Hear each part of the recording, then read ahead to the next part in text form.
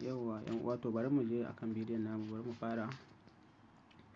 Sakamakon na san wasu gaskiya suna da matsalar data. Yanzu dai bari in yi ɗan ƙaramin bidiyo kaɗan. In so a dan dai samu a yi irin koda mai minti ɗaya ne haka. Bari mu je yanzu, za ku shiga Google Chrome now. Idan ka shiga Google, sai ka yi searching na Bing image. Yau gashi ya bayyana a saman nan. Sai ka taɓa kansa. Bayan ka shige shi zai buɗe kamar haka. Anan ma sai ka ƙara shiga gashi nan. Yauwa, bayan ka shiga zai buɗe kamar haka.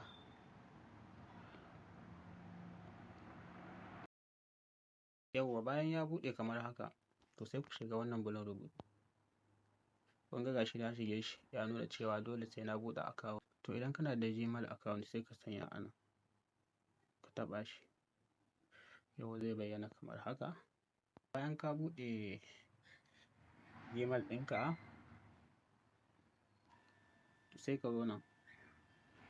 A nan za ka rubuta musu abin da kake so, da turanci za ka tura musu.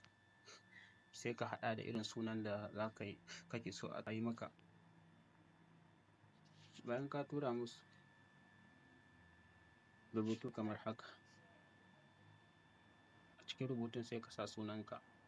Yauwa gashi sunana na saya Sufyan. Gashi kuma bari in sa Fatima. Yauwa, to bayan ka sa sunanka kawai sai ka danna create, tura musu. Kaɗan ba su minti ɗaya ko sakon 30 haka, inda ya danganta da yanayin datan ka. Zai buɗe kamar haka. Sai ka shiga. Danna kwamfutan ka, zaɓa wanda kake so. Sai ka duba ga wanda ya yi maka, sai ka yi clicking a kansa.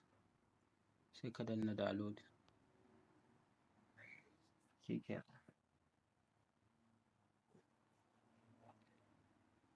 Wannan shine.